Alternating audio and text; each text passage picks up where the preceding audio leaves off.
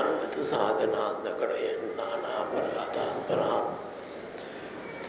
एकेनैव कृपा सुधा जलधरा सारेण संसिञ्चति श्यामत्वं निजशूभया परमपूर्ध्यानेन यत्कौरुताम् तं रायोत्तरशब्दमुद्धृतनिजं श्रीमन्मुकुन्दं भजे श्रीमद्गोपाललालं मृगमदविलसत्पालमालं कृतस्व स्वामिन्या सुस्मितास्यं ललितगतिलसन्मालगोपालबालं वेणुविन्यस्तवस्तं प्रतिपदिमदरस्वर्णगात्रं सुनेत्रं रासक्रीडादिलोलं सुललितवसनं राधिकेशं नमामि। नमो नमस्ते सुवृषभाय सात्वतां विदूरकाष्ठाय मोहकुयोगिनां निरस्तसाम्यातिशयन राधसा स्वधामणि ब्रह्मणि नमस्ते नमः। श्रीमदाचार्यचरणं शरणं सर्वदेहिनां समस्तदोषहरणं मस्तके राजतां मम प्रभो नन्दकुमारो मे स्वामिनी वृषभानुजा कृतार्थोऽहं कृतार्थोऽहं कृतार्थोऽहं न संशयः।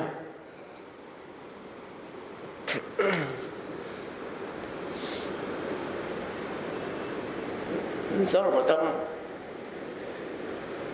श्री मुकुंद गोपाल प्रभु के चरणों में नमन करते हुए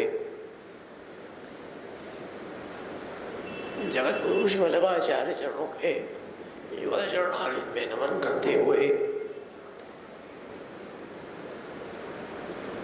परम पूज्य काका जी के चरणारविंद में नमन करते हुए सभी उपस्थित परम भाग्यवान वैष्णवजन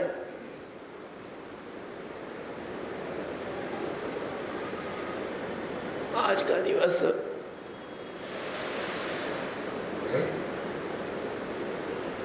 हमारे पुष्टि संप्रदाय में एक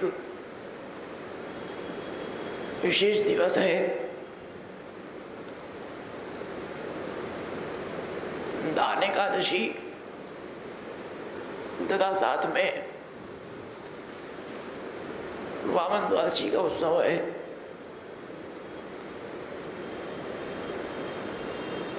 ये उत्सव लगभग अक्सर साथ में ही आ जाते हैं।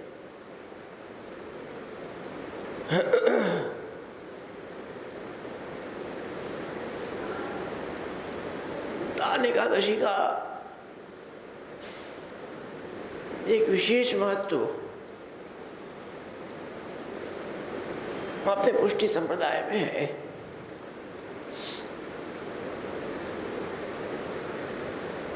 श्री वल्लभाचार्य चरण ने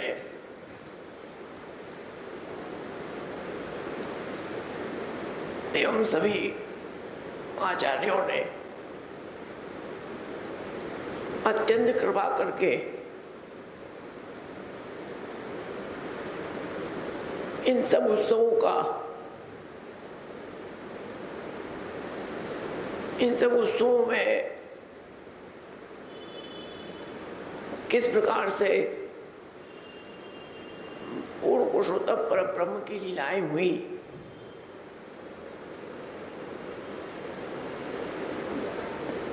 तथा साथ साथ में अष्ट सखाओं ने विशेष कृपा करके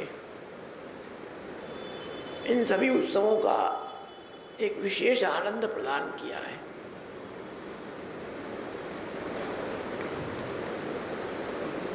आज अष्ट सखाओं के माध्यम से ही हम इस चीज को समझ सकते हैं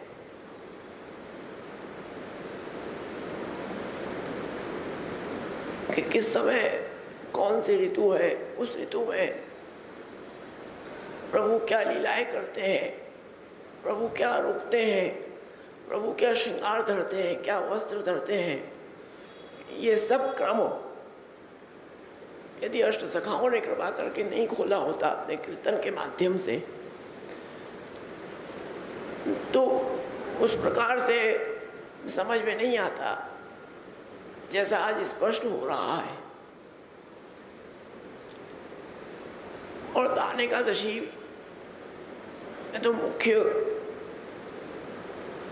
श्री हरिराय चरण ने विशेष कृपा किया है। आपने अपनी दान लीला के माध्यम से पूरी दान की लीला को संवाद रूप में ठाकुर जी और स्वामी जी का और भक्तों का जो संवाद है आपस में, उसको आपने पूरा स्पष्टतया खोला है कि किस प्रकार से प्रभु ने दान को मांगा। पहले ब्रज भक्तों ने उसको स्वीकार नहीं किया, फिर ब्रज भक्तों ने प्रभु को अपना सर्वस्व समर्पण किया। तो हरिराय चरण की विशेष कृपा है। जैसा कि अभी बात चली समर्पण की, तो इसीलिए प्रभु ने सामने से दान मांगा,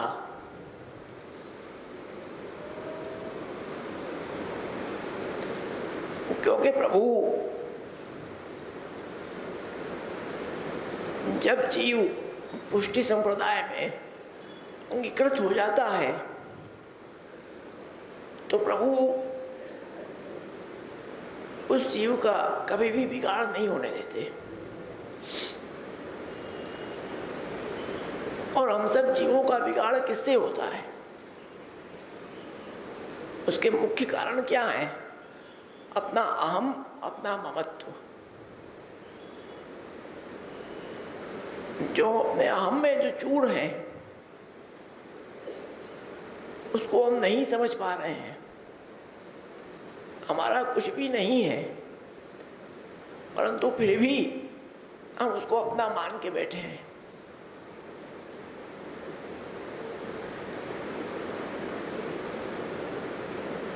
तो इसीलिए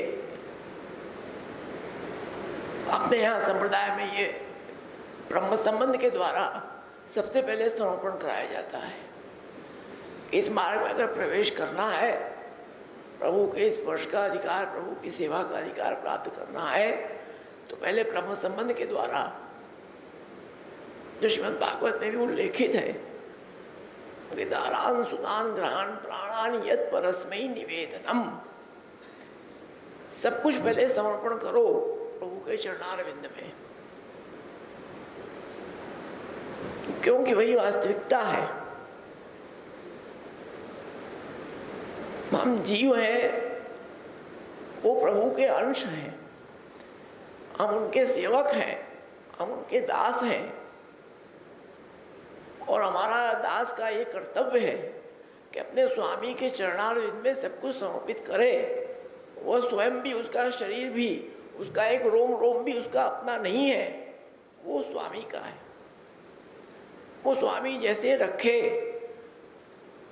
जिस प्रकार से रखे, चाहे सुखी रखे चाहे दुखी रखे, उसमें हम कोई ननु नचा नहीं कर सकते, क्योंकि वो हमारा है ही नहीं, वो प्रभु का है। और प्रभु ने अपने रमण के लिए, अपनी क्रीड़ा के लिए ही संपूर्ण सृष्टि का, इस जगत का प्रादुर्भाव किया है। इसीलिए वहां पर जब बलि राजा ने यज्ञ किया और वहां पर प्रभु पधारे और सामने से जाके आपने दान मांगा, तो बलि राजा जो था वो भी भक्त था और जानकार था, कोई ऐसा चालू व्यक्ति नहीं था। वो समझता था। उसको तो बहुत प्रसन्नता हुई कि आज हम यज्ञ कर रहे हैं और उस यज्ञ का फल सामने से पधारा है। यज्ञ वही विष्णु, उसका वही फल है। उस साक्षात जो यज्ञ भोक्ता है वो स्वयं सामने से पधार के स्वयं सामने से मांग रहा है, तो इससे बड़ा फल हमारे यज्ञ में और दूसरा है क्या? कोई नहीं है।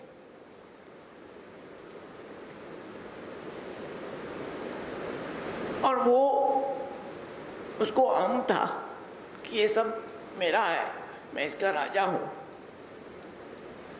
मैं इनको दे रहा हूं। परंतु जो उनकी पत्नी थी वो उससे भी ज्यादा विदुषी थी। उन्होंने क्या स्वरूप प्रकट किया कि क्रीडार्थ मात्मनमिदं त्रिजगत कृतं ते स्वाम्यम तु तत्र कुधयो और ईश कुर्यो। अरे ये जो आप समझ रहे हो अपना, ये आपका है ही नहीं। इस संपूर्ण जगत में, इस सृष्टि में जो अपना स्वामित्व बताता है वो महामूर्ख है। उसकी बुद्धि जो है वो कुत्सित बुद्धि वाला है, उसकी बुद्धि अच्छी नहीं है। जो इस जगत में अपना स्वामित्व बताता है कि ये मेरा है, मैंने इसको जीता है, वो तो मूर्ख व्यक्ति है। ये तो किसका है कि क्रीडार्थ मात्मनमिदं, एकमात्र क्रीड़ा के लिए ही प्रभु ने इसकी उत्पत्ति की है और उनकी क्रीड़ा के लिए ही हम सब हैं। इसलिए हमारा अपने पे भी, किसी पे भी कोई भी अधिकार नहीं है। इसलिए सर्व समर्पण करो, यही मुख्य सिद्धांत है। इसलिए वहां पर सर्वस्व प्रभु ने लिया और इसलिए यहाँ पर भी प्रभु ने जो ब्रजभक्तों का, जिसमें उनका आम ममत्व था, उनका सर्वस्व था, वह गोरस, वही उनका सब कुछ था, उसी से उनकी जीविका चलती थी। तो इसलिए प्रभु ने मांगा कि हमको समर्पित करो, क्योंकि सर्वस्व जो समर्पण वो मुख्य हमारे लिए ही होना चाहिए, बाकी किसी के लिए नहीं। इसलिए वो हमको समर्पण करो। तो वो दिवस है दान का और वामन जी का। मणों ने कृपा करके सब सुंदर लीलाओं को प्रकट किया है। तो ऐसा सुंदर दिवस है और साथ साथ में जो अपना एकादशी का शिक्षा पत्र का क्रम चल रहा है, उसका भी उपक्रम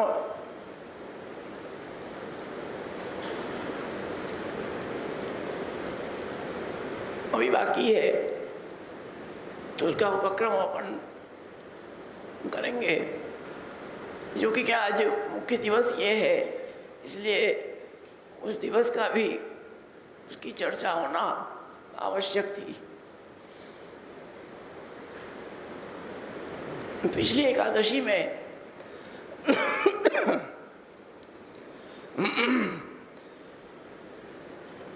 दशम शिक्षा पत्र प्रारंभ हुआ और संपूर्ण भी हुआ। छोटा ही था, 8 श्लोक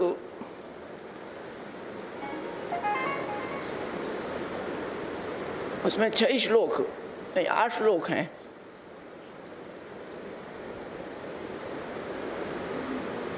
श्लोक दशम शिक्षा पत्र में है। तो ये शिक्षा पत्र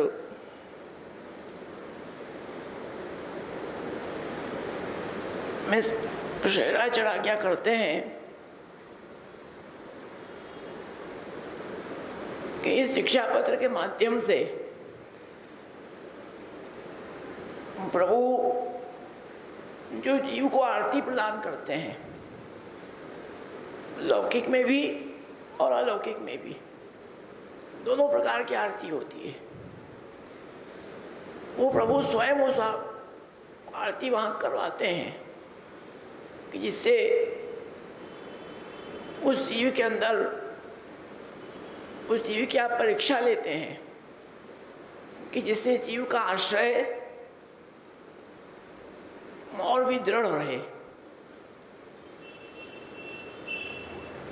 प्रभु ये विचारते हैं कि यह जीव मेरे प्रति कितना दृढ़ है इसके लिए आप उसको आरती प्रदान करते हैं। इसलिए सबसे पहले हरिराजन आज्ञा करते हैं, को वेद कीदृश कृष्ण अभिप्राय स्वजने मतः स्वानंद सिद्धेरार्थी निजार्थी दर्शनादिषु। सबसे पहले आपने आज्ञा किया कि सबसे पहली बात तो ये है कि जो पूर्ण पुरुषोत्तम परब्रह्म है, जो नंद नंदन है, जो पूर्ण पुरुषोत्तम है, उन पूर्ण पुरुषोत्तम का अभिप्राय ये कौन समझ सकता है कि प्रभु अब क्या करेंगे, प्रभु की क्या इच्छा है, प्रभु क्या प्रदान करेंगे, इसको कौन समझ सकता है? किसमें सामर्थ्य है कि जो उस संपूर्ण ब्रह्मांड के नायक का अभिप्राय समझ सके? ये किसके अंदर सामर्थ्य है? किसी के अंदर नहीं है। वेद के अंदर भी वो सामर्थ्य नहीं है कि प्रभु का अभिप्राय समझ सके। वेद है वो भगवत निश्वास है, परंतु वेद में भी वो सामर्थ्य नहीं है। इसलिए टीका में आज्ञा करते हैं गोपेश्वर जी कि वेद स्वयं कहता है कथात आदेश नेति नेति,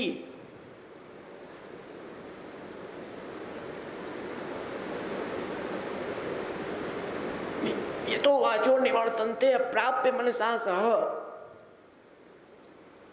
वहां पर वाणी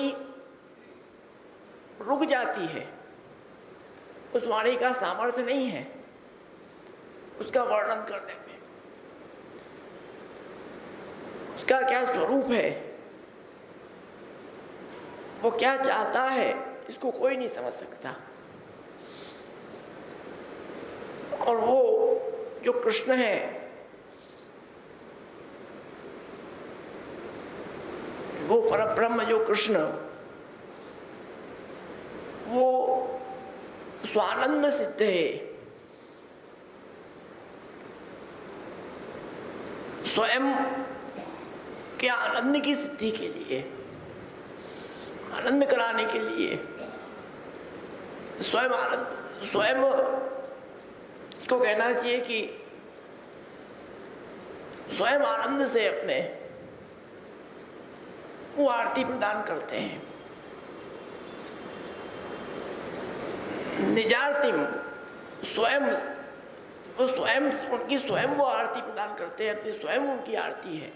निजार्ती दर्शनादिषु, दर्शन आदि में। जैसा कि अपन समझे कि दर्शन खुले और आरती आई, वैष्णव आप दौड़ते हुए आए, आते ही आप टेढ़ा आ गया, दर्शन नहीं हुए, तो आपको मन में कष्ट हुआ, अरे थोड़े से हम चूक गया, दर्शन नहीं हुए हमें। वही दर्शन मिल जाते, हाँ मिल गए तो एक मन शांत हो जाता, परंतु नहीं मिले, प्रभु का कौतुक था, आपको नहीं देना था, आपको नहीं मिले तो आपके अंदर आरती बढ़ी, क्या दर्शन नहीं हुए, तो आप फिर दूसरी बार दर्शन की इच्छा करोगे। तो प्रभु आरती प्रदान करते हैं उस रस को और बढ़ाने के लिए।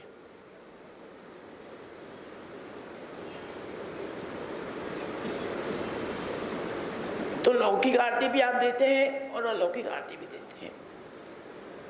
अलौकिक आरती जो आप देते हैं वो उस जीव का उनके दर्शन में, उनकी सेवा में उसका रस और बढ़े, इसलिए आप आरती प्रदान करते हैं।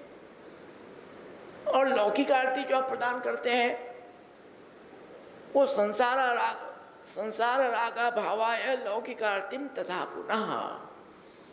वो लौकिक आरती जो आप देते हैं वो किस लिए देते हैं कि संसार रागा भावाय, जो संसार में उसका राग लगा हुआ है,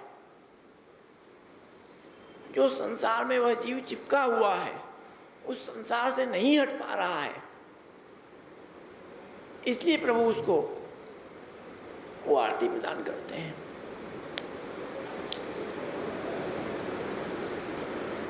श्रीआचार्य क्या करते हैं भक्तिवर्धनी में कि जब उस जीव को प्रेम होता है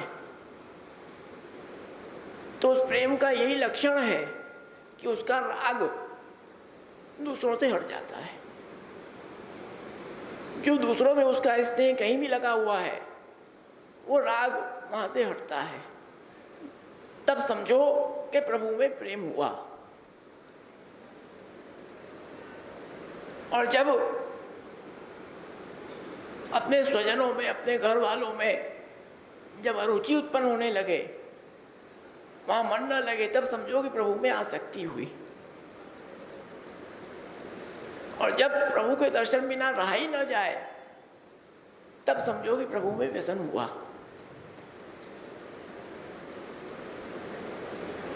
तो ये सब क्रम इसलिए स्वयं प्रभु वो जान के ऐसी आरती प्रदान करते हैं क्योंकि संसार में लगा हुआ है, वहां उसको आरती नहीं होगी, वहां उसको कष्ट नहीं देंगे तो वहां से छूटेगा नहीं। वो स्वयं से नहीं छूट सकता। जब कष्ट मिलेगा, जब समस्याएं आएंगी तब होगा कि अरे छोड़ो बेकार है संसार। नहीं होता कभी कभी जब समस्याएं आती तो होता है कि बेकार पड़े हुए हैं हम, सब बेकार है, क्या मतलब इस समय पढ़ने का, सब छोड़ो, प्रभु का ध्यान करो, प्रभु का स्मरण करो, उसी में भलाई है, बाकी सब बेकार है। ये कब आता है कि जब कोई ऐसी समस्या होती है, तब जब हमको खूब धनाधन पैसा आ रहा है, मस्ती आ रही, तब ध्यान नहीं आता है हमें, तब तो कमाने में लगे हम, तब जरा भी प्रभु का ध्यान नहीं आएगा। लेकिन कोई जब कमी हुई उसमें, जहाँ उसमें ब्रेक लगा, अब जैसे कोरोना आया तो सब प्रभु को याद करने लगे, तो आरती प्रभु प्रदान करते हैं।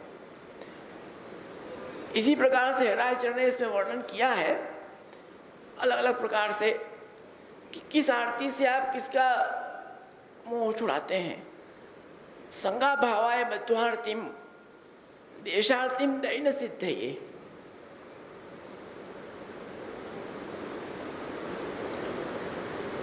जो संग साथ हमारा लगा हुआ है वो संग छुड़ाने के लिए आप आरती प्रदान करते हैं। वो संग साथ वालों में मनमुटाव होता है तो हमारा वो संग छूटता है, क्योंकि वो सब लौकिक जीव है, उनका संग है हमें, तो उनका संग रहेगा तो वो लौकिक में ही लगाएंगे हमें, वो बंधन ही देंगे हमें, इसलिए उनसे आप छुड़ाते हैं।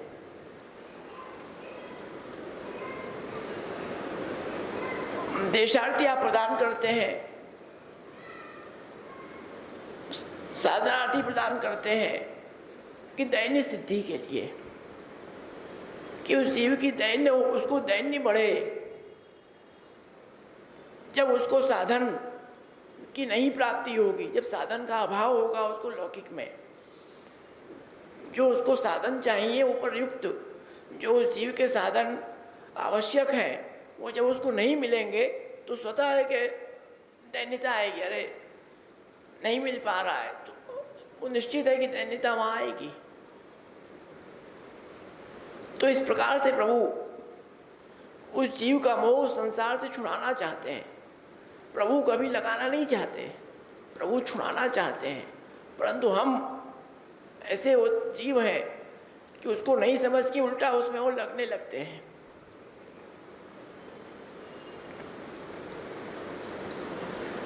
प्रारब्ध भोजनार्थम व परीक्षार्थम विलंबनात्। आप परीक्षा के लिए विलंब करवाते हैं। हम सेवा करते हैं, उस सेवा में कुछ प्राप्ति की जब इच्छा हुई तो उसमें प्रभु विलंब करवाते हैं कि नहीं और विलंब करो, अभी इसको तुरंत मत दो, उसका फल तुरंत प्रदान मत करो।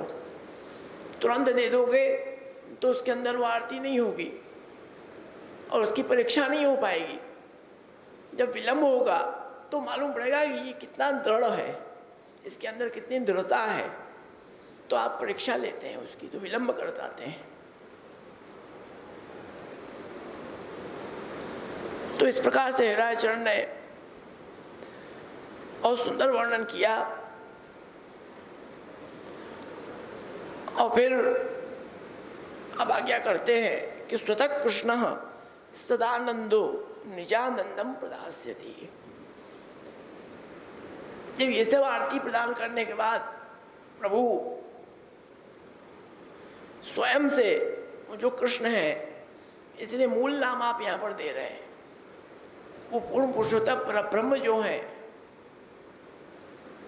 जो कृष्ण वो वाचक शब्द नष्ट निरति वाचक तयो ऐक्य परब्रह्म कृष्ण इत्यभिधीयते। वो जो कृष्ण है परब्रह्म स्वरूप है, वो सदानंदो, वो सदानंद रूप है, और निजानंदो निजानंदम प्रदास्यति, अपना जो निज आनंद है, जो स्वयं आनंद स्वरूप आपका जो निज आनंद है, उसको आप कृपा करके उस जीव को प्रदान करते हैं। जब वो प्रदान करते हैं तब वो स्थिति आती है कि आनंद आशाविर्भव तस्य ब्रह्मांड कोटयो भवन्ति। जब आनंदाश का आविर्भाव होता है उस जीव में, तब उसकी ब्रह्मांड कोटि हो जाती है। तब वह जीव वो प्रभु के साथ रमण के लिए उपयोगी हो जाता है। केवल सदंश और चिदंश का जब आविर्भाव होता है तब वो जीव की स्थिति में आता है। जब आनंदाश का आविर्भाव हो जाता है तब वह जीव उस ब्रह्म के साथ रमण के लिए पूर्ण उपयोगी हो जाता है। महाप्रभु आज्ञा करते हैं कि आनंदाश का आविर्भाव होने से उसकी ब्रह्मांड कोटि हो जाती है उस जीव की। तो जो निजानंद आप प्रदान करते हैं जीव को, इस प्रकार से यहाँ पर समापन में आप आज्ञा करते हैं, अहितम निज भक्ता नाम विदधाति हरिम हरि नहीं समस्ता नाम सखा स्वीय भक्ता नाम न कथम भवेद। कितने सुंदर आज्ञा करते हैं आप। ये जो ब्रह्म है, ये जो भगवान है, ये तो सबके सखा है, किसके नहीं है। ये तो सबके सखा है, सबका भला चाहने वाले हैं।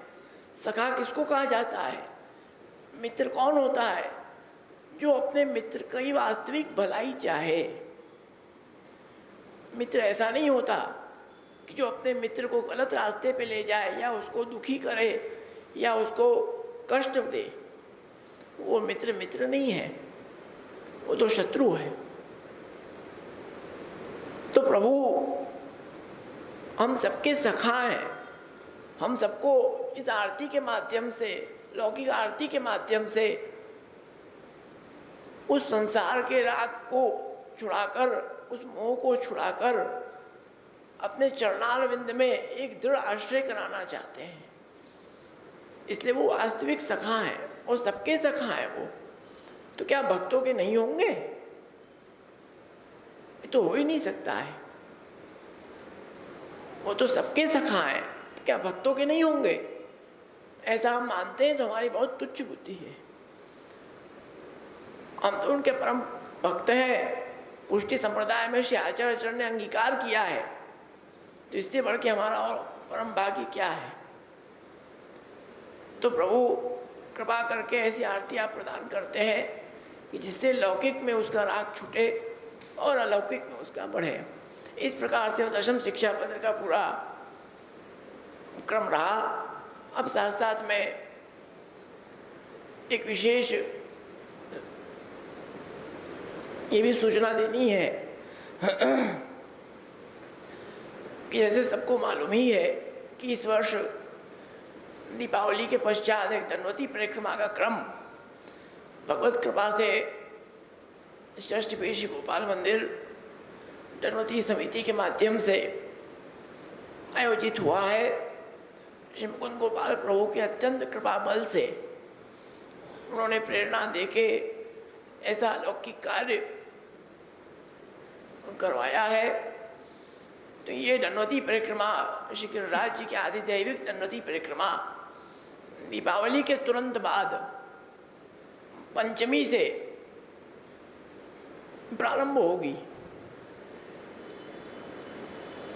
पंचमी से मार्गशीर्ष कृष्ण तीज तक इसका कार्यक्रम रखा गया है। तीज को सब यहाँ से प्रस्थान करेंगे और चौथ को वहाँ पर सब पहुँचेंगे।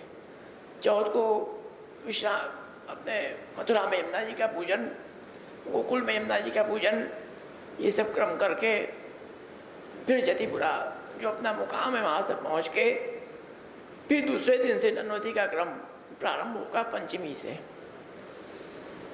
तो वो क्रम जो चलेगा वो पूर्णिमा तक, कार्तिक पूर्णिमा के दिन विशेष भीड़ भाड़ होती है गिरिराज जी में, तो परिक्रमा मार्ग में भी बहुत भीड़ रहती है। तो उस दिन अपने श्री बालकृष्ण प्रभु, श्री महाप्रभु जी के निधि और श्री मदन मोहन प्रभु, श्री गोसाई जी के निधि जो अपने माथे विराजते हैं कृपा करके अरे माथे, उनका छाग का मनोरथ कार्तिक पूर्णिमा के दिन 27 नवंबर को वहाँ पर रखा गया है। और सुबह, उसी दिन सुबह ठकरानी घाट पे श्री यमुना जी का कुंडवाड़ा और यमुना जी का पूजन। वो नन्वती एक दिन उस दिन रोक के अपन सब गोकुल जाएंगे और वहाँ पर ये मनोरथ का आनंद लेंगे। फिर वापस रात को जतिपुर आ जाना है। फिर उसके बाद एक दिन और रखा गया है कि नन्वती और बाकी हो तो वो भी सब हो जाए। फिर दूज को दूध धारा की परिक्रमा, जो जो नन्वती करेगा उसको दूध धारा की परिक्रमा करना अत्यावश्यक है, वो करना ही है, तभी नन्वती पूर्ण होगी। इसलिए सब लोग अपनी अपनी दूध धारा की परिक्रमा करें। वो दूज को तत्पश्चात तीज के दिन प्रातः मुखारविंद पे शोभा यात्रा और गोवर्धन पूजन, तत्पश्चात शाम को सुरभि कुंड पे श्री गिरिराज जी को कुंडवाड़े का क्रम रखा गया है, उसका सब आनंद लें। इस प्रकार से नन्वती का क्रम है। और साथ साथ में कुछ ऐसे प्रश्न हैं जो वैष्णव समाज में उठ रहे हैं, उसको भी हम इस प्रवचन के माध्यम से उसका निराकरण करना चाहते हैं। कि एक तो ऐसी बातें आई हैं कि जैसे महिलाओं में एक प्रश्न है कि भाई जो 3 दिन समस्या होती है छूने की, तो वो अगर बीच में आई तो नन्वती का कैसे क्रम रहेगा। तो उसमें भी कोई समस्या की बात नहीं है। वो प्राचीन परंपराएं चली आ रही है कि जब ऐसी स्थिति आती है तो वह किसी अपने पुरोहित को देके वो 3 दिन जो गैप पड़ता है वो अपनी नन्वती करा सकते हैं, अथवा फिर स्वयं को ही करना है और स्वयं हो रहा है कि नहीं हम करेंगे, क्योंकि 3 दिन नन्वती अगर छूट जाती है तो उसको खींचना बहुत भारी हो जाता है। 3 दिन का मतलब है कम से कम 4 से 5-6 किलोमीटर छूट जाना, और एक साथ खींचना तो कोई मजाक नहीं नन्वती। गिरिराज जी कृपा करें तो उसमें कोई कठिनता भी नहीं है, सब हो जाए, परंतु कठिन कार्य है। इसलिए उसका ये विकल्प है कि किसी को दे के, पुरोहित को वहीं ब्रज में होते हैं उनको आप दे के वो 3 दिन का आप कर सकते हो। आपको स्वयं करना है कि नहीं हम करेंगे तो आप स्वयं करो आनंद से, उसमें कोई समस्या नहीं है, परंतु उसको दे के आप कराओगे तो आपकी नन्वती अधूरी नहीं मानी जाएगी। ये नहीं हुआ कि आपकी नन्वती छूट गई या अधूरी रह गई, ऐसा नहीं है, वो भी पूरी मानी जाएगी। और साथ साथ में एक ये भी प्रश्न है, जो वैष्णव प्रारंभ से नन्वती में है उनकी तो सब व्यवस्था है ही है, कोई समस्या नहीं है, परंतु कुछ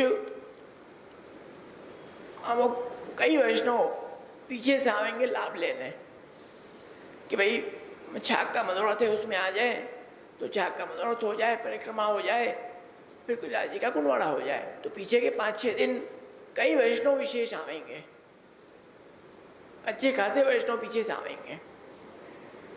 तो पीछे से जो वैष्णव आवेंगे उन वैष्णव को एक विशेष बात ध्यान रखनी है कि वहाँ आवे, आनंद से आओ, उसमें कोई संकोच की बात नहीं, आनंद से आओ। प्रसाद की व्यवस्था जो वहाँ पर चल रही धनवती की अपनी, उसमें सब आनंद से प्रसाद ले सकेंगे, परंतु रुकने की व्यवस्था आपको स्वयं करना है। इसका धनवती समिति के माध्यम से कोई भी व्यवस्था नहीं होगी, इस बात को आप ध्यान रखिए। क्यों? क्योंकि वहाँ वो कार्तिक का समय इतना टाइट शेड्यूल है, वहाँ की स्थिति ये, इतनी भीड़ है वहाँ पर कि 6 साल भर पहले जब बुक किया है तब जाके मान 4 धर्मशाला बुक हुई है। तो जो पीछे से वैष्णव आवे वो इस बात का ख्याल रखें कि प्रसाद की कोई चिंता की बात नहीं, आनंद से वहाँ प्रसाद लेना, परंतु रुकने की व्यवस्था अपनी स्वयं करके आना। और साथ साथ में एक ये भी प्रश्न था, कई लोगों के मन में आ रहा था कि भाई धनवती कैसे करें, क्या पहन के करें, पैंट शर्ट पहने वो ठीक रहेगा, हाफ पैंट पहन के और सब ठीक रहेगा, धोती मंडी में समस्या है। तो इसमें देखो जो उत्तम पक्ष है वो तो धोती मंडी का है, वो महिलाओं में साड़ी का है कि वो स्वरूप है, उस स्वरूप से करो तो उसका विशेष आनंद है। और नहीं हो सकता तो कोई ऐसा बंधन भी नहीं है, जिसमें ठीक पड़े आनंद से करो, कोई ऐसा वो नहीं है कि उसमें करना ही है। लेकिन उत्तम पक्ष वही है कि धोती मंडी में करें आनंद से पुरुष, और महिलाएं साड़ी पे करें, वही उसका मुख्य पक्ष है। बाकी जैसी जिसकी सुविधा।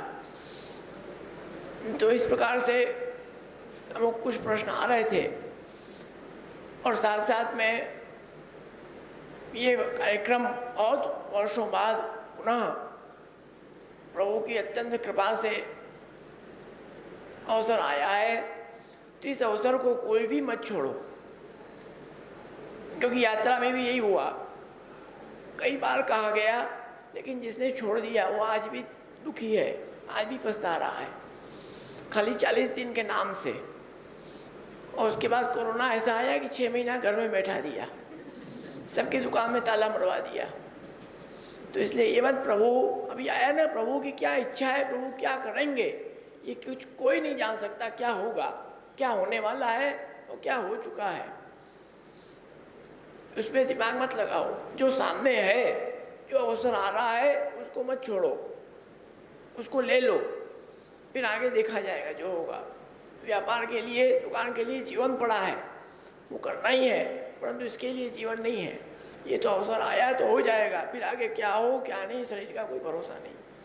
तो इस अवसर को आगे से आगे बढ़ के उत्साह से, हालांकि काशी के वैष्णव में खूब उत्साह है, ये नहीं है, परंतु और विशेष उत्साह से इसका आनंद लें और इसमें सम्मिलित हों, उसमें ये सब का आनंद है। और इसमें विशेष न कहते हुए अभी शिक्षा पत्र का क्रम भी बाकी है, तो आप सब लोगों की भावना विशेष प्रभु के चरणों में बढ़ती रहे, इतना ही कह के अपने वैष्णव को विराम देंगे।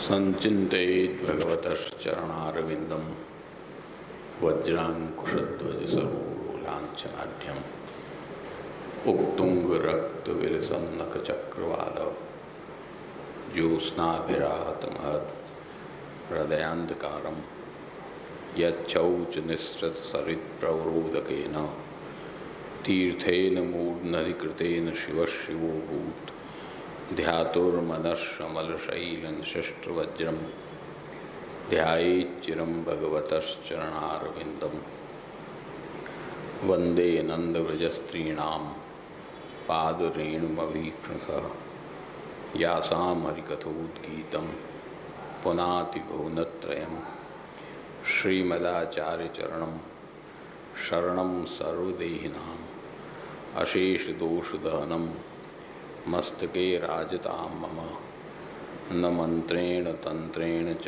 ज्ञानसिद्धिर्न वैकुंठबुद्धिस्तु वैकुंठलोके गतिर्विठ्ठलेशे रतिर्विठ्ठलेशे मतिर्विठ्ठलेशे सदा वैवमास्तु।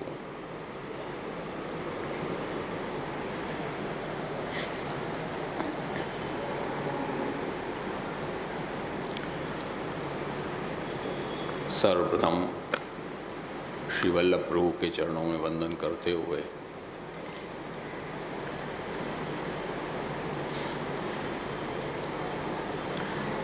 चिरंजीव बाबा साहब एवं उपस्थित समग्र परम भाग्यवान वैष्णवजन, आज एकादशी सत्संग के अंतर्गत एकादशवां शिक्षा पत्र है, अर्थात 11वां। साथ साथ आज का विशेष दिवस भी है, दान एकादशी का। तो 2 शब्द उस पर भी कहना, गुणगान करना आवश्यक है। इसलिए वैसे ये शिक्षा पत्र बहुत छोटा है, केवल 6 श्लोक का शिक्षा पत्र है।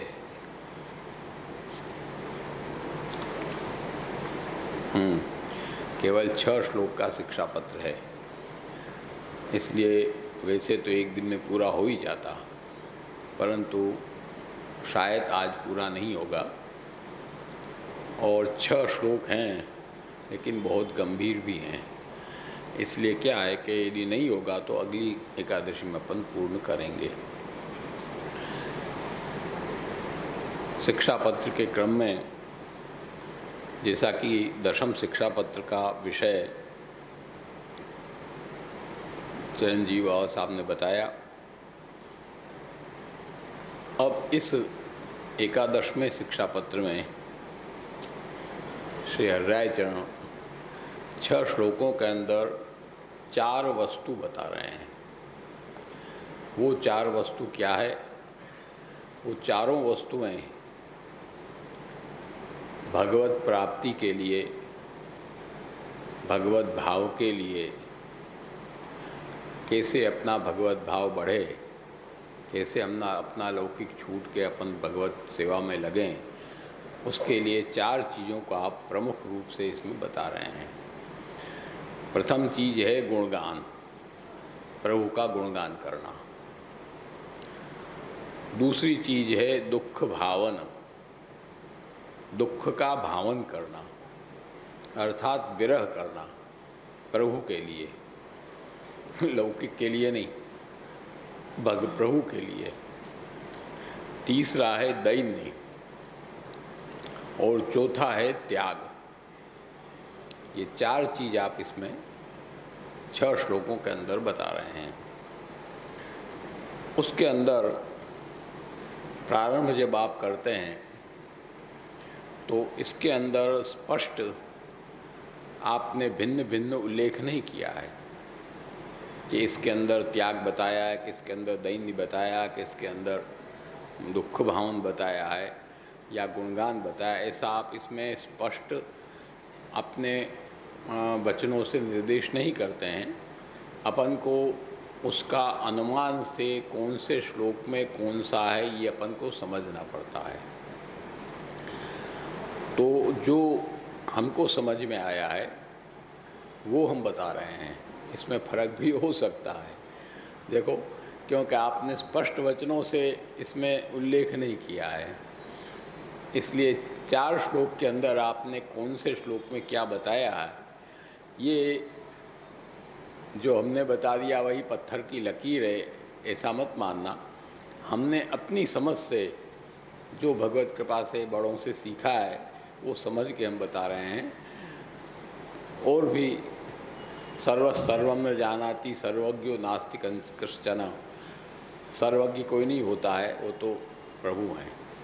कोई विशेष इसमें समझदार आवे और बतावे तो वो भी हो सकता है, उसको हम निषेध नहीं करते हैं।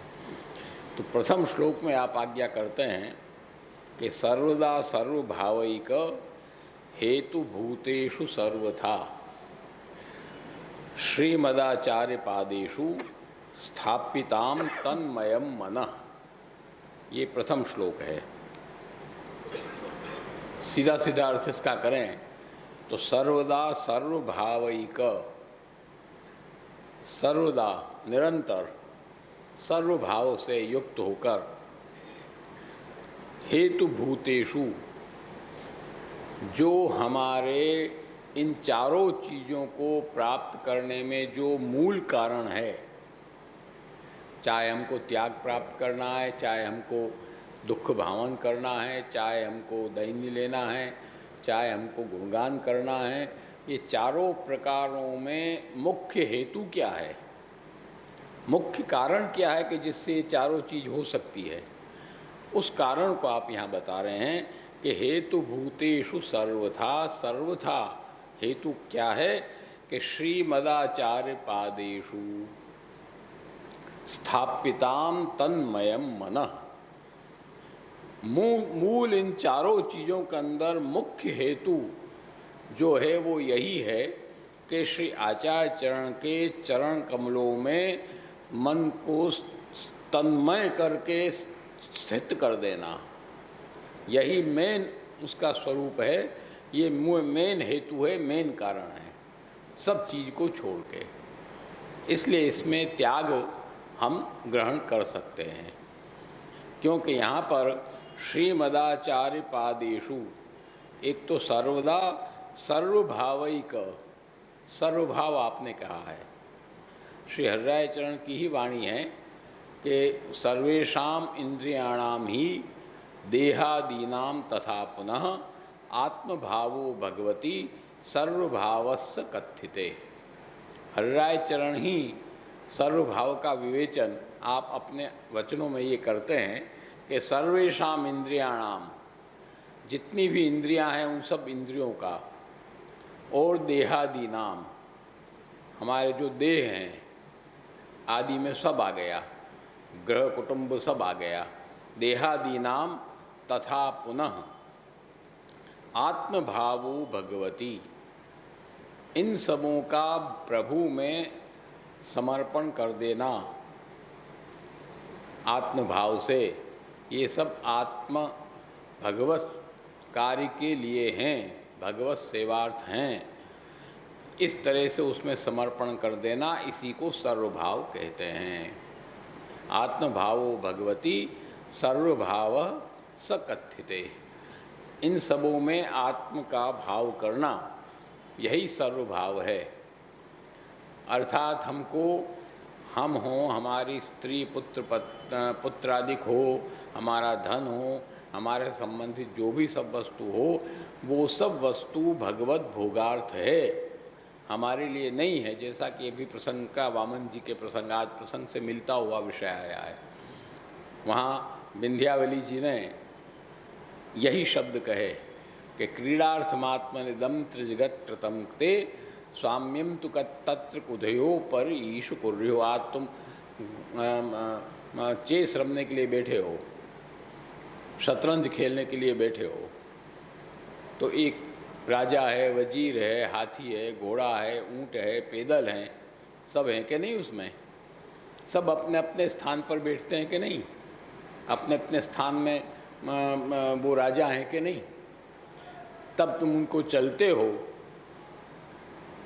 वो कौन चलता है? वो उनकी मर्जी से चलते हैं, वो उनकी मर्जी से चलते हैं। चेस के अंदर जो मोहरा तुम चलाते हो वो किसकी मर्जी से चलते हैं? वो राजा, उस बैठा हुए राजा की मर्जी से चलते हैं, बैठे हुए वजीर की मर्जी से चलते हैं, खुद की मर्जी से चलते हैं? नहीं। किसकी मर्जी से चलते हैं? जो तुम चला रहे हो, बैठे हो, चलाने वाले हो, उसकी मर्जी से चलते हैं। और उसकी मर्जी क्यों है? कोई उसमें कारण है, कोई प्रयोजन है? न प्रयोजनवत्वात्, ब्रह्मसूत्र में कहा है। लोकवत्तु लीला कैवल्यम, ये दोनों ब्रह्म सूत्र हैं, व्यास जी के सूत्र हैं। उसमें कोई प्रयोजन नहीं होता है, उसमें केवल तुम आनंद करने के लिए, खेलने के लिए, क्रीड़ा करने के लिए वो काम करते हो। बनारस में अपने पपलू ज़्यादा चलता है, उसमें तुम खेलते हो, राजा रानी गुलाम सब होता है कि नहीं? अब इसको मरवा दो, इसको काट दो, इससे हाथ कर लो, इसको ये कर लो। वो भी सब राजा रानी गुलाम अपने जगह पर हैं बेचारे, पर उनको भी तुम अपनी मर्जी से चलाते हो ना। वो किसी और क्यों खेलते हो? कोई कारण है? नहीं, बस आनंद के लिए, अपना टाइम पास करना है, खेलना है, मस्ती मारना है। तो यही इसी का एक दृष्टांत हम मिला रहे हैं कि क्रीडार्थमात्मन इदम त्रिजगत कृतम। तो ये जितना भी जगत है, ये समझ लो कि एक चेस है, प्रभु खेल रहे हैं, हम सब मोहरे हैं। भाई तुम्हारी इच्छा हुई तो पैदल को बचाया और वजीर को मरवा दिया, तुम्हारी इच्छा हुई तो पैदल को बचा लिया और वजीर को मरवा दिया। वजीर को कोई मरवाता है? पर मरवा दोगे, तुम अपनी इच्छा है तुम्हारी, भाई हम तुम्हारी इच्छा, हमको मरवाना, मरने दो, कहते हैं कि नहीं अपन। तो वो हम अपनी इच्छा से जैसे खेलते हैं, ऐसे ही प्रभु ये जो जगत है उसको क्रीड़ा के लिए आपने बनाया है। किसी को सेठ बना दिया, किसी को नौकर बना दिया, किसी को ऑफिसर बना दिया, किसी को क्या बना दिया, किसी को मजूरा बना दिया, सबको अपने अपने बना दिए और प्रभु उनको अपने हिसाब से आनंद लेने के लिए चलाते हैं। वो न तो हमारा है कुछ, न हमारा अहम है कुछ। स्वाम्यम तो तत्र कुधयो, जो कुबुद्धि होता है वहाँ अपना स्वामित्व मान के बैठ जाता है, स्वामित्व है नहीं। इसलिए हे बलि, आप जो प्रभु मांग रहे हैं दे दो, तुम्हारा थोड़ी है, आनंद से दे दो, उनकी इच्छा है लेने की, सर्वस्व दे दो। तो इस तरह से ये भगवत क्रीडार्थ सब कुछ है। तो इसलिए जितना भी अपना कुछ है, आहिक पारलौकिक जो भी कुछ, सब भगवत क्रीडार्थ, भगवत भोगार्थ है, हमारे लिए नहीं है। क्योंकि भोगने का सामर्थ्य केवल आनंदांश के अंदर है, ये समझ लो। भोक्ता केवल प्रभु हैं, आत्मस्वरूप भगवान हैं, और कोई भोक्ता नहीं है। सत और चित संसार में है क्या? सत, चित और आनंद, इससे तो अलग कोई चीज़ है नहीं। सत में समग्र प्रपंच आ गया। प्रपंच का मतलब पंचायत नहीं हो, ये ध्यान देना। बनारस में जो पंचायत चलती है अपने, वो पंचायत मत लेना है। प्रपंच का मतलब पृथ्वी, जल, तेज, वायु, आकाश। दर्शन फिलोसॉफी में ये अर्थ होता है प्रपंच का। ये जितना भी कुछ है वो इन 5 चीज़ों से ही बना है, और कोई चीज़ नहीं है। तुम्हारा कपड़ा है वो भी प्रपंच है, ये ज़मीन है वो भी प्रपंच है, ये पुस्तक है वो भी प्रपंच है, ये चश्मा है वो भी प्रपंच है। सब तो पृथ्वी, जल, तेज, वायु, आकाश से बना है। वो जितना भी है वो सब भगवत भोगार्थ है। और जितना भी चिदंश है, अर्थात प्राणी मात्र, चाहे वो कीड़ा मकोड़ा हो चाहे मनुष्य हो, वो भी सब भगवत भोगार्थ है और किसी के लिए नहीं है। ये भाव हमारे अंदर जब आ जाए वो सर्वभाव है। तो सर्वभाव से हम जब प्रभु को समर्पित करते हैं वो सर्वभाव है। तो सर्वदा सर्वभावैक हेतु भूतेषु सर्वथा श्रीमदाचार्य पादेषु। ऐसे जो श्री वल्लभाचार्य चरण हैं, जो कैसे हैं कि वस्तुतः कृष्ण एव ही। श्री महाप्रभु जी वस्तुतः कृष्ण स्वरूप हैं, दूसरा कोई यहाँ विषय नहीं है। इसीलिए वहाँ श्रीमदाचार्य पादेषु कहा। उसी तरह वहाँ भी रास पंचाध्याय में भी मिला लो, संत्यज्य सर्व विषयांस तव पाद मूलम प्राप्ता वयम। ब्रजभक्तें जब वहाँ पहुँची और वहाँ जब आपस में चर्चा होने लगी, ठाकुर जी कह रहे हैं जाओ, वो नहीं जा रही है, तब ब्रजभक्तों ने क्या कहा कि संत्यज्य सर्व विषयान, सब हम अपने विषयों को छोड़कर तव पाद मूलम प्राप्ता। कहीं आगे पाद मूल प्राप्ता, संत्यज्य सर्व, हाँ मैवम विभोर विभुवान गदितुम नृशंसम संत्यज्य सर्व विषयांस्तव पाद मूलम भक्ता भजस्व प्राप्ता भजस्व। श्री महापुरुष पाठ हो है, प्राप्ता भजस्व दुर्वग्रह मातयास्मान देवो यथाधि पुरुषो भजते मुमुक्षून। कैसा दृष्टांत दिया है आपने कि जो आपको प्राप्त हो गए हैं उनको भजस्व, आप उनका रक्षण करिए, उनका पालन करिए, उनको लौटाइए मत, क्योंकि हम सब विषयों को छोड़कर आपके चरण कमल में प्राप्त हुए हैं। हे दुर्वग्रह, जिसको अपन कहते हैं कि हठाग्रही, अपन कहते हैं अरे ये तो बहुत हठाग्रही है, बहुत हठ करता है, तो भगवान को गोपिकाएं कह रही कि दुर्वग्रह, आपका दुर्वग्रह है कि लौट जाओ, ये कहना आपका दुर्वग्रह है। माँ तेजास्मान, हमको आप छोड़ नहीं सकते, क्यों कि देवो यथाधि पुरुषो भजते मुमुक्षु, जिस प्रकार से देवता लोग होते हैं वो मुमुक्षु जो होता है, मोक्ष प्राप्त करने की इच्छा होता है, उसको देवता लोग स्वयं आगे चल के उसका भजन करते हैं, उसको ग्रहण करते हैं। तो आपको तो आगे चल के ग्रहण करना चाहिए, हमारा लुटाना नहीं चाहिए। तो इसलिए यहाँ पर भी हरिरायचरण आज्ञा करते हैं कि श्रीमदाचार्य पादेषु, उसी भावना से, कृष्णास्य स्वरूप हैं आप, उसी भावना से हमको सब त्याग करके श्री वल्लभाचार्य चरण के चरणों को पकड़ना चाहिए। मूल हेतु वही है, उनके चरण को हम पकड़ेंगे तो चारों चीज़ भी हो जाएगी, हमारा प्रवेश भी हो जाएगा, बाकी कोई चीज़ हमारे पास नहीं है। सर्वदा सर्वभावैक हेतु भूतेषु सर्वथा श्रीमदाचार्य पादेषु स्थापिताम तन्मयम मनः, ये आया त्याग। उसके बाद आया दैन्य दूसरे श्लोक में कि ततएव कृतार्थत्वम निश्चय क्रियताम हृदि आसुरत्वम विनिश्चय मन्यत तत्साम्यवादिषु। ततएव कृतार्थत्वम, वहीं से हमारी कृतार्थता है, श्री वल्लभाचार्य के चरण कमलों से ही हमारी कृतार्थता है। निश्चय क्रियताम हृदि, इस बात को हमको हृदय में निश्चित दृढ़ता से पकड़ लेना चाहिए, और कहीं से कृतार्थता नहीं है। तुम 10 जगह भटक के आ जाओगे तब भी कुछ होने वाला नहीं है।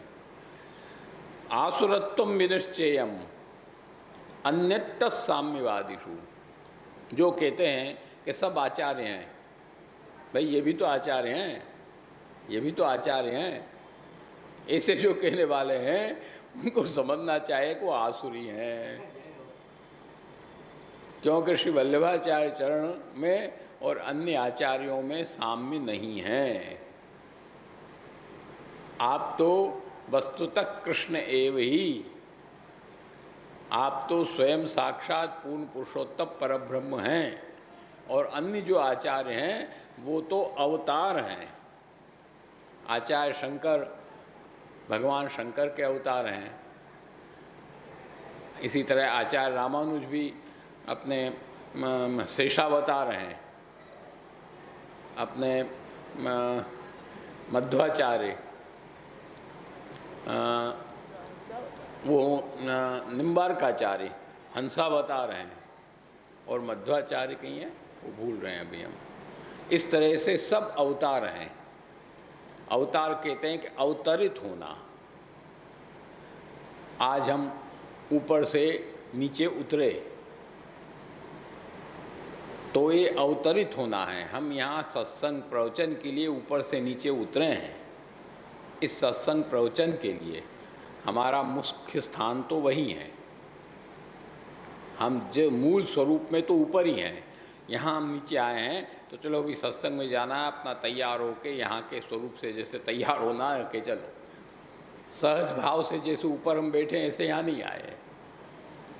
ऐसे सब आचार्य समझने के लिए, ऐसे जितने भी सब आचार्य हैं वो सब अवतरित हुए हैं भगवत आज्ञा से, और श्री महाप्रभु जी स्वयं साक्षात पधारे हैं। प्रभु स्वयं उस स्वरूप से यहाँ पर पधारे हैं, उसी स्वरूप से। वो अवतार नहीं है, वो साक्षात स्वरूप हैं। जब तक श्री वल्लभाचार्य चरण का प्रागट्य नहीं हुआ था, आचार्य शंकर से लेकर आचार्य निम्बार तक अन्य जितनी भी उपशाखाएं हैं, चैतन्य गौड़ वगैरह जो भी समझ लो, जब तक आचार्य चरण का प्रागट्य नहीं हुआ था तब तक पूर्ण पुरुषोत्तम परब्रह्म भगवान का साक्षात भोजन नहीं था। इस बात को समझ लो। वहाँ दृष्टि से ग्रहण है, नासिका से ग्रहण है, स्पर्श से ग्रहण है। आज क्या है, आप पूजन करने के लिए बैठते हो देवताओं का तो क्या कहते हो? नैवेद्यम निवेदयामि, यही तो कहता है पुरोहित। नैवेद्यम निवेदयामि, तुलसी डलवाता है, उसमें अक्षत छंटवाता है, नैवेद्य हो गया। वहाँ समय लिया जाता है कि इसका 10 मिनट समय है, किसका 1 घड़ी समय है, किसका 2 घड़ी समय लिया जाता है? नहीं। जो सामने किया, नैवेद्यम निवेदयामि मंत्र के माध्यम से किया, देवता ने नेत्रों से ग्रहण किया, हो गया काम, बात खत्म। आज कई जगह हम भी चाहते हैं तो जहाँ अपरस का क्रम नहीं होता है, अंधाधुंध क्रम होता है, तो हाथ लगाते हैं कि नहीं? होता है कि नहीं? सामने सीधी सी बात, हाथ लगा के स्पर्श करके ग्रहण कर लिया हमने। तुम लाए, तुमने सामने रखा, हमने हाथ लगाया, प्रसादी हो गया। परंतु साक्षात भोजन नहीं है। श्री वल्लभाचार्य चरण का जब प्रागट्य हुआ उसके बाद साक्षात भगवत भोजन प्रारंभ हुआ पुष्टि मार्ग में। केवल तद्धा तद गोपिकेशः, वल्लभाष्टक पढ़ो, तद्धा तद गोपिकेशः स्वदन कमले चारुहासे करोति। अद्धा, अद्धा कहते हैं संस्कृत में साक्षात को, जैसे अपन कहते हैं साक्षात भोजन किया, अद्धा कहते हैं साक्षात को। अद्धा तद गोपिकेशः, गोपिकेश का मतलब है पूर्ण पुरुषोत्तम परब्रह्म, कोई अक्षर ब्रह्म नहीं। यस्माक्षरमती तो हम अक्षरादपि चोत्तम, भगवद्गीता। अतोस्मि लोके वेदे च प्रथित पुरुषोत्तम, जो अक्षर ब्रह्म से भी ऊपर है वो पूर्ण पुरुषोत्तम परब्रह्म है, जो लोक वेदातीत है, वो साक्षात भोजन करता है। गोपिकेशः स्वदन कमले, अपने वदन कमल में, मुखारविंद में, चारों हाथ से, जबरदस्ती नहीं। आज तुम जाते हो कई जगह पार्टी में, नहीं इच्छा होती है, अच्छा संबंध नहीं होता है, पर जाना पड़ता है। दिखाने के लिए जाते हो कि नहीं? संबंध दिखाने के लिए कई जगह सब व्यवहार में करते हैं, नहीं करते हैं ऐसा नहीं है। जबरदस्ती वहाँ थोड़ा बहुत कहते हैं चुन चुन मूंगा कर लिया, थोड़ा बहुत लेके झूठा कर लिया प्लेट, उसके भले ही 1000 रुपया लग जाए, तुमने प्लेट झूठा करके फेंक दिया, हाँ हाँ भोजन हो गया, होता है कि नहीं? परंतु प्रसन्नता अंदर नहीं है, जबरदस्ती का खाना पड़ रहा है। भाई संबंध रखना है, जाना है तो कर लो, झूठा कर लो प्लेट। घर खाकर आए, 4 गाली दिया, होता है कि नहीं? परंतु ऐसा नहीं है पुष्टि मार्ग में। वहाँ तो जब भक्त श्री वल्लभाचार्य चरण का सेवक उनकी आड़ी से समर्पण करेगा तो तद्धा तद गोपिकेशः स्वदन कमले चारुहासे, प्रसन्नता से, प्रसन्न होकर के, रुचि से उसको आरोगेंगे। ये केवल श्री वल्लभाचार्य चरण की कृपा से है, और कोई में सामर्थ्य नहीं है कि भगवान को साक्षात अरोगा दे। सब देखत भोजन करे, अपने आता है ना, क्या नाम, गोवर्धन लीला में कहिए, सब देखत भोजन करे, और वो पकवान और भात वहाँ सबके सामने आप भोजन करते हैं कृपा करके। तो साक्षात भोजन तो श्री वल्लभाचार्य चरण की कृपा से है, इसलिए ततएव कृतार्थत्वम। पुष्टि मार्ग के माध्यम से हम जब आगे बढ़ते हैं, प्रभु को साक्षात अवगाते हैं, तो हमारी कृतार्थता वही है। यदा स्याद व्यसनम कृष्णे कृतार्थ स्याद तदैव ही। पुष्टि मार्गी कृतार्थता तभी है कि जब हमको प्रभु में व्यसन हो जाए, और व्यसन हो जाए और जब प्रभु को हम प्रेम से अवगावें, प्रभु हमारे लिए हमको याद करें, हमारा इंतजार करें, वो व्यसन है। हम करें इतना ही नहीं, गज्जन धावन चले गए, अक्का जी ने पान लेने भेज दिया, तो क्या हुआ? आप अरोगे नहीं, मेरो गज्जन आवेगो तब मैं अरोगूंगो। ये क्या दशा है? ये व्यसन है जो परस्पर हो जाए, एक तरफा नहीं, परस्पर होना चाहिए। आसक्ति भी परस्पर होनी चाहिए, प्रेम भी परस्पर होना चाहिए। एक तरफा होने में कुछ नहीं होता है, वो तो बेकार है। कुंभन दास जी को कहा परदेश जाओ, बहुत संकोच है, नहीं वार्ता में आता है, घर में बहुत संकोच, बड़ा परिवार। तो पूरी कथा वार्ता भूल रहे हैं हम। किसी ने कहा कि भाई उनके घर में बड़ा संकोच है, तो श्री गोसाई जी वैसे तो लेंगे नहीं, तो गोसाई जी कहा कि हम परदेश जा रहे हैं, हमारे साथ चलो। तो वहाँ परदेश में वैष्णवों के माध्यम से थोड़ी उनको प्राप्ति हो जाए, इस दृष्टि से श्री गोसाई जी ने आज्ञा की। आज्ञा हुई, स्वीकार, मतलब मना करने की बात तो थी नहीं। राजभोग के बाद पधारे, पहले डेरा आपके अप्सरा कुंड या ऐसा कुछ उल्लेख है उसमें, वहाँ डेरा हुए और जो उत्थापन का समय हुआ और कुंभन दास जी दिखाई न दे, एक वृक्ष के नीचे बैठ के उसी तरफ टकटकी लगा के देख रहे थे। श्री गोसाई जी को मालूम पड़ा, श्री गोसाई जी ने देखा, गोसाई जी कहा कुंभन दास तुम्हारो परदेश हो गयो, तुम जाओ सेवा में। क्यों शब्द कहे ये कि यहाँ जैसी तुमको आसक्ति है, आरती है, ऐसे ही वहाँ श्री जी बाबा भी तुमको देख रहे हैं। ये श्री गोसाई जी को मालूम पड़ गया। श्री गोसाई जी भगवान के मन की भी जान लेते हो।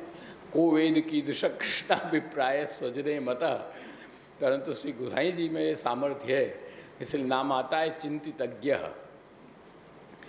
एक गोसाई जी का नाम आता है नाम रत्नाक में, चिंतितज्ञ। भगवत चिंतितम अपि जानाति यह स चिंतितज्ञ। प्रभु के द्वारा जो चिंतित होता है वो भी श्री गोसाई जी समझ जाते हैं, भले और कोई समझे कि न समझे, इसलिए श्री गोसाई जी का नाम चिंतितज्ञ है। तो वहाँ पर कुंभन दास जी को वापस भेज दिया, दौड़ के पहुँच गए सेवा में। तो उभय में होना चाहिए। तो ऐसे श्री वल्लभाचार्य चरण ही हैं कि उनके आड़ी से जब हम सेवा करते हैं, प्रभु साक्षात हमारी सामग्री का अंगीकार करते हैं, तो ततेव कृतार्थत्वम निश्चय क्रियताम हृदय।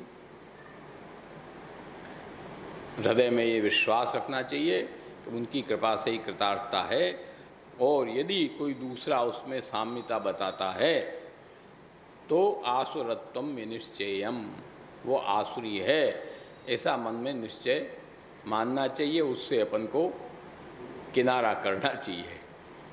इस तरह से 2 श्लोक आज अपन करेंगे, क्योंकि अपना समय होता जा रहा है।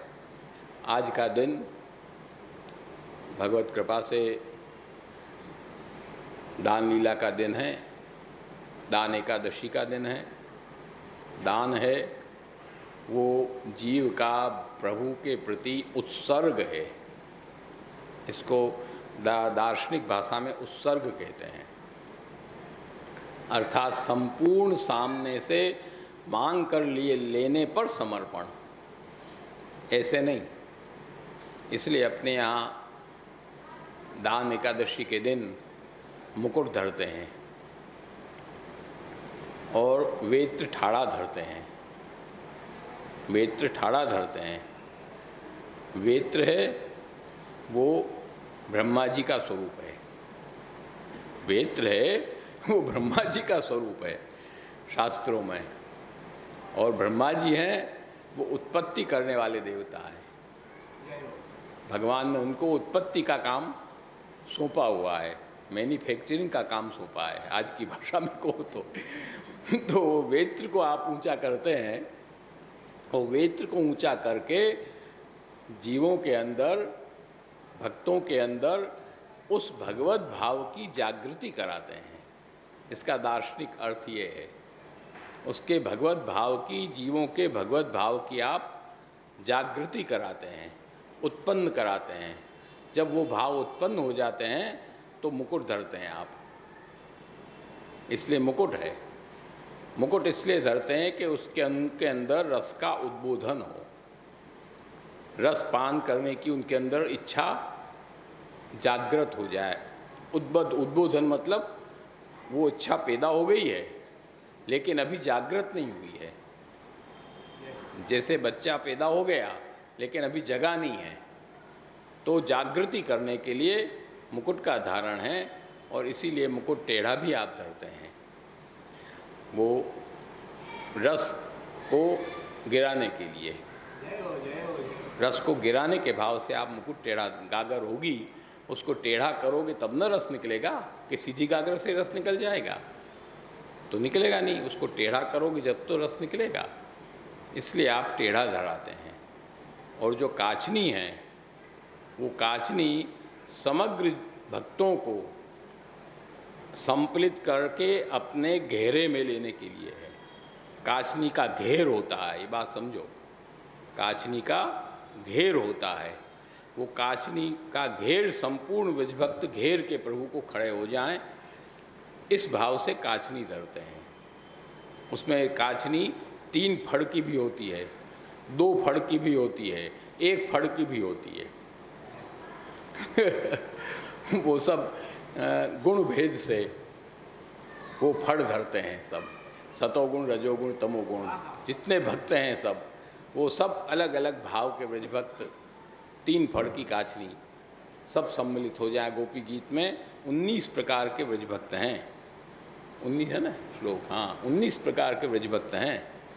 उसमें निर्गुण भी हैं और गुण वाले भी हैं, मिश्रित गुण वाले भी हैं। वो लंबा विषय है। तो इस भाव से काचनी आप धरते हैं। और पटका आप जो धरते हैं वो रस के आच्छादन के लिए धरते हैं, कि रस को आच्छादित रखा जाए, प्रकट किए रस जाए। इस तरह से ये सब दान के भाव हैं, पूरे श्रृंगार के भाव हैं।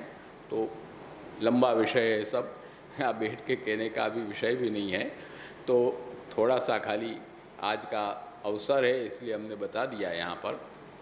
वही दान लीला श्री हरिराय चरण ने कृपा करके प्रकट किया। श्री गिरिराज जी के ऊपर विराज कर उच्च स्वर से ब्रजभक्तों का आह्वान प्रभु ने सामने से आह्वान किया, जो स्वरूप श्री गिरिराज जी का है, अरे गोवर्धन धरण का है। गिरिराज गोवर्धन धारण का स्वरूप तो है ही आपका, उसमें कोई सवाल नहीं है। पर मुख्यतः श्री जी बाबा का जो स्वरूप है, शुद्ध संपूर्ण पुष्टि लीला का, निगूढ़ लीला का, वो है आह्वान का। उक्षिप्त हस्त पुरुष भक्ता नाकारयत्युतः, ऊंचा श्रेयस्थ करके जो आप 12 स्कंध है ना, 12 स्कंध है। श्रीमद् भागवत का 12 स्कंध है। श्री जी बाबा का वाम श्रेयस्थ जो उठा हुआ है, और वो श्रेयस्थ उठा के आप भक्तों का आह्वान कर रहे हैं कि आओ, सामने से आह्वान कर रहे हैं। वो वैसे मुख्य दान का ही भाव है। वहाँ वेणुनाद से हुआ पहले, फिर निशम्य गीतम गान से हुआ रास पंचाध्याय के पहले, और यहाँ टेर लगा के हुआ। अनत रंग सो कहत हो प्यारे ग्वालिन राखो घेर, और वहाँ भी ग्वालिन शब्द दिया है। वहाँ ग्वालिन शब्द दिया है। ग्वालिन का मतलब क्या हुआ? उसमें ऊढ़ा अनूढ़ा दोनों आएगी नायिका। ऊढ़ा नायिका भी आएगी, अनूढ़ा नायिका भी आएगी। और ग्वालिन का मतलब हुआ गोपों की पत्नियाँ या गोपों की कन्याएं, दोनों आएगा उसमें। तो ग्वालिन का मतलब वही हुआ। तो वहाँ पर जो गोप हैं, वो गोपों का जो स्वरूप है वो भी गो हो, इंद्रियों का अर्थ है। गो का मतलब होता है इंद्रियां, गोह इंद्रियाणि पालयति भगवदर्थम ये ते गोपाः। वो जो व्रजभक्त हैं, ग्वालिन हैं, उनकी संपूर्ण इंद्रियों की रक्षा भगवत अर्थ जो करते हैं वो गोपाल है, दूसरे गोपाल नहीं है। इसलिए तो अनंत रंग सो कहत हो प्यारे ग्वालिन राखो घेर। वही जो अंतरंग सखा थे वही साथ में थे, उन्हीं को आज्ञा हुई है। जो अंतरंग सखा नहीं थे उनको आज्ञा नहीं हुई है। सखान सो कहत हो प्यारे ग्वालिन राखो घेर नहीं कहा है हरिराय चरण ने। अनंत रंग सो अर्थात अंतरंग, ब्रज भाषा में अलग अलग शब्द आते हैं। अंतरंग का वहाँ अनंत रंग बन जाएगा। तो अनंत रंग माने अंतरंग जो सखा थे, कि जो सखा भगवत अर्थ इंद्रियों की रक्षा करते थे, पालन करते थे, जो ऊढ़ा नायिका का सुख देने के लिए और अनूढ़ा नायिका का सुख देने के लिए ग्वालिनों, कन्याओं को और गोप वधुओं को पालन करते थे, उन गोपों को आज्ञा हुई उनके साथ आप पधारे, श्री गिरिराज जी पर चढ़े और आज्ञा हुई कि दौड़ के जाके उनको रोको। दूसरे सब गोप के लिए नहीं। इस तरह से ये तो साक्षात उपनिषद है। श्री हरिराय चरण की जो दान लीला है तो साक्षात उपनिषद है, ये कहने में हमको कोई संकोच नहीं है। ये तो साक्षात उपनिषद का स्वरूप है, ब्रह्म विद्या है। इसको लेकर बैठो, दार्शनिक दृष्टि से तो पूरी ब्रह्म विद्या है। इसमें कहीं कोई एक अक्षर भी इधर से उधर नहीं है, वो स्थिति है। जैसे वेद है ऐसे ही बड़ी दान लीला है। तो इस तरह से कभी अवसर भगवत कृपा से बनेगा। लखनऊ के वैष्णव की तो बहुत विनती है विचारों की दान लीला पर आप करो। अब देखो संजोग बनेगा, तब स्वास्थ्य प्रभु ठीक रखें और संजोग बनेगा तो किया जाएगा। बाकी भगवत इच्छा है। इतना ही कहते हुए जो दंडवती परिक्रमा का भी जो विषय आया, उसमें भी एक चीज़ और भी कह दें कि कुछ लोग जो समर्थ नहीं होते हैं तो पति पत्नी दोनों मिलके भी कर सकते हैं। एक दंडोत वो करे, एक दंडोत वो करे, ऐसे भी यदि समर्थ नहीं है तो कर सकते हैं। पर अलग अलग करें वो श्रेष्ठ है। नहीं तो ऐसे करें तो उनकी समर्थता नहीं है तो ऐसे भी उनकी दंडोती संयुक्त रूप से पूर्ण मानी जाएगी। नहीं मानी जाएगी ऐसा नहीं है। बाकी तो ऐसा है कि कपड़े तो धोती बंडी पहनो तो श्रेष्ठ है, तिलक करो श्रेष्ठ है, टीकी लगाओ श्रेष्ठ है, और सेवा में जाओ श्रेष्ठ है। आजकल अब सधवा होती तब टीकी लगाती नहीं है, विधवा होती तब टीकी लगाती है। आजकल तो ये मज़ा है देखने का, एक एक मज़ा देखने का आता है सामने। उल्टा का उल्टी रीत सब चल गई है आज के ज़माने में। क्या आदमी करेगा, ये स्थिति बनी हुई है तो क्या आदमी करेगा। वैसे तो मंगलसूत्र को निकाल के खूंटी पे टांग देगी, ती जाएगी तो उतार के पहन लेगी। क्या दुनिया है। तो ऐसी स्थिति है सब आजकल के ज़माने में। इसलिए अकरणात् मंदकरणम श्रेय, जैसे हो न हो जैसे तैसे करो, इतना ही बहुत है। और क्या करें, नहीं करने से तो कुछ करना अच्छा है। तो सूट पहन के करो या पैंट पहन के करो या चड्डे पहन के करो। पर आनंद से ठाकुर जी कृपा से, उसको प्रेम से, आनंद से दंडवती को गिरिराज जी का दंडवत करके आनंद से करो। हाँ, इतना जरूर है, प्रारंभ जिस दिन करो उस दिन कम से कम धोती बंडी और साड़ी पहनना। वो कम से कम नियम एक रखो कि जिस दिन हम श्री मुखारविंद से प्रारंभ करेंगे उस दिन धोती बंडी और साड़ी पहनेंगे, उसको पक्का दिमाग में रखो। और जिस दिन समापन करेंगे उस दिन फिर धोती बंडी और साड़ी पहन लेंगे। कम से कम इतना करो तो भी बहुत बात है। तो इतना ही कहते हुए बाकी सब बाबा साहब ने बता ही दिया है। और पीछे से जो वैष्णव आवेंगे उनको भी यदि जगह होगी हमारे वहाँ तो वहाँ हम सुविधा देंगे। नहीं देंगे ऐसी बात नहीं है, हमारा इरादा नहीं है देने का, ऐसा नहीं है। परंतु फुल होगा यदि, क्योंकि भगवत कृपा से लगभग 200 वैष्णव हो गए हैं अपने इसमें। 350 की जगह हमने रोक रखी है। 350 वैष्णव की जगह है, 300, 350, 350 के बीच में। और भी यदि वैष्णव बढ़ते हैं इधर जल्दी तो और भी हम प्रयास जगह रोकने का कर सकते हैं, परंतु अब एंड टाइम पे यदि मिजाज बने बनारस वालों का और फिर दौड़ आ जाए, जैसे चुनार में मिजाज बनता है और आज इतना वैष्णव आएंगे और आज जाते हैं डबल, तो वो मिजाज यदि बने और इतना अचानक आ जाए तो फिर प्रसाद की व्यवस्था ही अपने हाथ में है। आनंद से सब प्रसाद लो, आनंद से दिन भर वहाँ आनंद करो, आनंद दिन भर वहाँ रहो, उसकी कोई मना नहीं है, परंतु फिर विश्राम और अपना देह कृत्य करने के लिए अपने अपने स्थानों को उनको व्यवस्था करके आना अच्छा रहेगा। तो इस तरह से सब व्यवस्था बनाया। साथ साथ ये भी एक क्रम उस वहाँ रखा है, अभी जो अपने तपेली के ठाकुर जी साथ में विराजेंगे उनके मनोरथ का आप निश्चित अब करेंगे हम जैसी सुविधा, क्योंकि हमारे गोकुल में भी अन्नकूट है, तो बालकृष्ण का अन्नकूट करने वहाँ भी हमको रुकना पड़ेगा, फिर वहाँ से आवेंगे तो कैसे बैठेगा वो बैठक फिर टाइम पे सूचित किया जाएगा। परंतु इतना निश्चित है कि जो प्रतिदिन का क्रम रहेगा उसमें प्रातः 8 बजे से प्रारंभ करना, नहा धो के तैयार होके, और फिर अपना बीच में 1 घंटा विश्राम और कलेवा, और फिर शाम को 4 बजे पूरी करके 5 बजे तक घर आ जाओ, मुकाम पे आ जाओ। आके फिर अपना चाय पानी जो भी है, फ्रेश होना है, नहाना धोना जो भी करना आदमी आनंद से करे। उसके बाद 7 बजे प्रसाद की व्यवस्था, वो सबकी एक जगह है लुहाना में, जहाँ बाबा साहब का मुकाम रहेगा।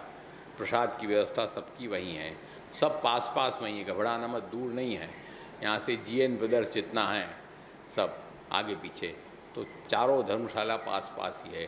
तो वहाँ आके अपना आनंद से महाप्रसाद लो, और महाप्रसाद लेने के बाद ऐसा है ना कि खा पी के भग जाना, खा पी के आदमी भाग जाता है, इसलिए वहाँ ऐसी व्यवस्था रखा है कि खा पी के भागना नहीं है, सत्संग करना है बैठ के। हाँ, बैठ के पहले भगवत नाम लो, घंटा भर सत्संग करो, उसके बाद गोरस लो और फिर अपने जाओ विश्राम करो, क्योंकि पैदल परिक्रमा नहीं है ये दंडवती परिक्रमा है, रियाज होने वाला है इसमें, तो थोड़ा गरिष्ठ पदार्थ भी जाना चाहिए। तो आनंद से गोरस लो रात को और जाके फिर विश्राम करो। इस तरह से कार्यक्रम का सेटिंग किया है, तो एक साथ में सब काम हो जाएगा। अपने मुकाम से निकल के यहाँ प्रसाद लेना आओगे, उसी समय प्रसाद भी हो जाए, सत्संग भी हो जाए और गोरस भी हो जाए, करके फिर अपने आनंद से जाके विश्राम करो। सुबह अपना जैसे यात्रा में टाइम से उठते थे, वैसे इसमें भी टाइम से उठने का ही क्रम रखना पड़ेगा, समय से जल्दी उठो और आगे बढ़ो। तो इस तरह से पूरा कार्यक्रम रखा है। बाकी के दूसरे प्रोग्राम बीच बीच में जो होंगे उनकी सूचना बाद में दी जाएगी समय पर, मनोरथ की है, ये है, वो है सूचना। तो इस तरह से कार्यक्रम आनंद से अपना संपन्न करो भगवत कृपा से। पूर्णिमा के दिन वहाँ भीड़ भाड़ बहुत रहती है, तो श्री बालकृष्ण लाल गोकुल के वहाँ कार्यक्रम अपना रखा है। अब के घाट पर नहीं पधरावेंगे बालकृष्ण लाल को, घर में ही करेंगे, इतनी दौड़ भाग हमसे भी होगी नहीं अभी, तो घर में ही बालकृष्ण लाल का मनोरथ का रखा है, यमुना जी का यमुना जी पे रखा है। तो वो दोनों सुबह शाम वो आनंद लेके फिर अपना श्री गिरिराज जी का लास्ट में। इस तरह से कार्यक्रम भगवत कृपा से तृतीय है दंडोती अपने घर से। सबसे पहले हमने की थी बहुत पहले, तो सब पुराने लोग थे उस समय, बहुत पहले हुई थी वो। गोली बाबू थे, अपने क्या नाम, कोठारी जी थे, सब पुराने थे, वल्लभ भैया थे, सब पुराने लोग थे बेचारे। अब सब नई जेनरेशन है और आनंद से उसका आनंद लो। बाद में बाबा साहब ने एक किया बीच में, उसके बाद फिर अब ये मौका आया है दोबारा, तो आनंद से जो लाभ मिल जाए वो ले लो। गुजराती में कहते हैं ना, एक दौड़ आता है कि आज नो लावो लीजिए रे, काल कोणे डीठी छे। गुजराती में एक दौड़ आता है, आज का जो आनंद है लावो मतलब आनंद, उसको लो, कल किसने देखा है। कर को अमृत छाण के को करे काल की आस। आता है कि नहीं दान लीला में? ठाकुर जी ने भी कहा ज्ञान नवनागरी हम न करें विश्वास, कहिए सुन नवीन नवनागरी हम न करें विश्वास, कर को अमृत छाण के। ब्रज भक्तों ने कहा कि चिंता मत करो, कल हम आवेंगे और खूब आपको पेट भर के लिवाएंगे, आज हमको जाने दो। तो ठाकुर जी ने क्या कहा? सुन कहिए शुरुआत क्या है? हाँ, सुन राधे नवनागरी हम न करें विश्वास, कर को अमृत छाण के को करे काल की आस। कल का कौन करे, अभी हाथ में आया अभी ले लो। इस तरह से अभी जो लाभ मिल रहा है उस लाभ को आनंद से लो और अपना आनंद करो। इतना ही कहते हुए जो आप लोगों की भावना भगवत चरणारविंद में वो बढ़ती रहे।